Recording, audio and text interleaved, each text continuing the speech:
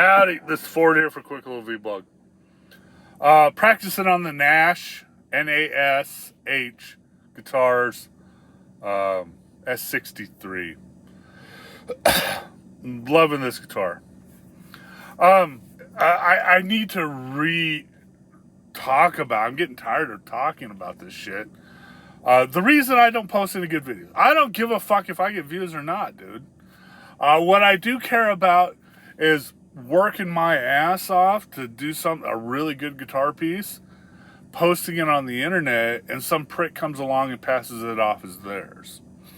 It doesn't give me credit for any of my work, and honestly just steals my content. Back when I first started this, I spent a lot of time, because remember, when I started this, I hadn't played in 20 fucking years. And I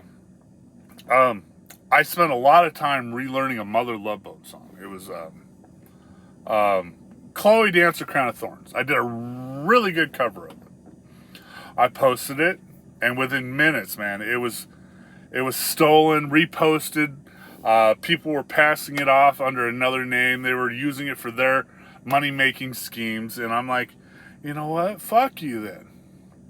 So ever since then, all of the videos I post on social media are shit. Okay? They're fun for me because it breaks the monotony of my daily job, but for a saleability on the internet, they're shit. And that's exactly why I keep doing it. I play the same fucking thing.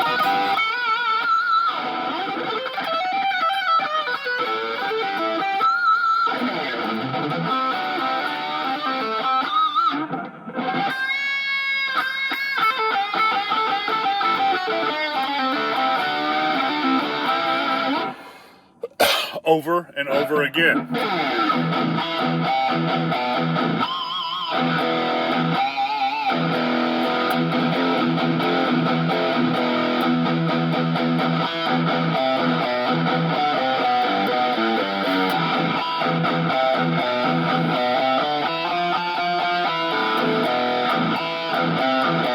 I just play whatever pops into my brain. I don't give a fuck how fucked up it is, how badly I screw up.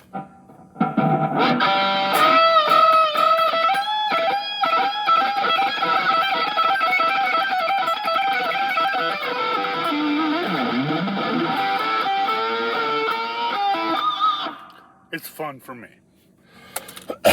And 9 times out of 10, it's my fucking warm-up.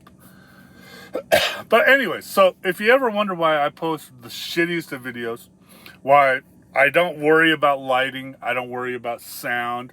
I mean, this is all ambient sound. I don't do any of that because, 1, I don't give a shit, and 2, it's not a saleable content, man. So, fuck you. But I was asked to do a quick little crypto vlog, and I will. You notice my hair's starting to grow back, right? I went off of everything for 6 months. I took no medicine for 6 months. And I did a complete body reset. Now, you know, I wouldn't recommend doing this yourself without talking to your doctor. But I just did a full reset. I'm not in on any heavy medication, so I didn't need to see a doctor about it. So I just went off everything for 6 months. Did a complete reset. And then after 6 months, when I was feeling 10 times fucking better, I slowly went back on certain things. And one of them was the shit that makes your hair grow. And finasteride. There we go. Finasteride! And went back on that. And you notice it's starting to grow back slowly but surely. Imagine that. I mean, I am 83 fucking years old, so what do you expect? Anyways, you know it's starting to grow back. Starting to look kind of good, man. It's really hot in here, so you're going to see me playing with my hair because it's sticking to my face. But, quick little crypto vlog. Last week, the Chinese released a far superior AI bot to what the Americans have been able to come up with so far.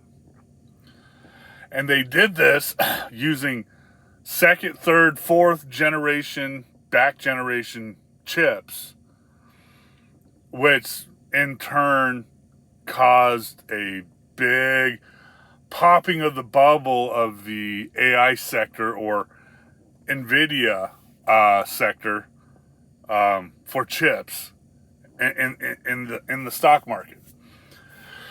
And this bubble popping caused the market to go down quite significantly.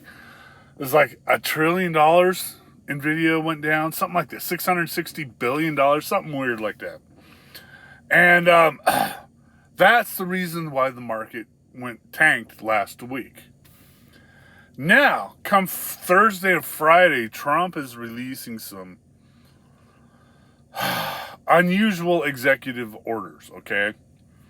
He's shutting down funding for certain sectors of the government, which is causing some concern with investors, which is also helping the markets to go down, okay? So, the way I see it is until that nonsense stops and we start seeing some positive returns that inflation isn't continuing to go back up, we're not going to see a big spike, I don't think, okay? Now, I was right about the last two. Saw a little spike in the end of December. Saw a little spike right there around the time of the inauguration. And shortly after that, everything kind of took a shit. I know the markets are going to go back up. I'm going to give it 3 to 4 months before we see some real worthwhile gains in the market. I think we got to get past what Trump's doing. We got to get past the interest rate shit, and we got to get past inflation. Now, I hope I'm right. It could take a little longer, depending on what the monthly CPI and inflation data says. But we could see an even bigger tank come CPI day, okay? For the next couple of months. It all depends on what that interest rate says. If inflation's coming back or it's going back down. So that's kind of where we're in limbo. Like I've said multiple times, I am just, as the prices come down, I see the tokens hit the price I want to pay, and then I am buying and hodling, okay?